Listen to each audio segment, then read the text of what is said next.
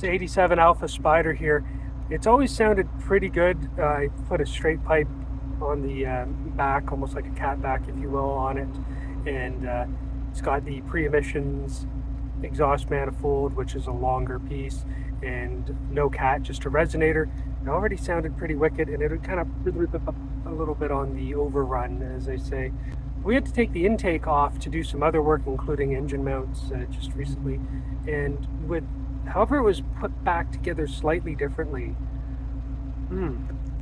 Now it does it whenever you rev it, and my god.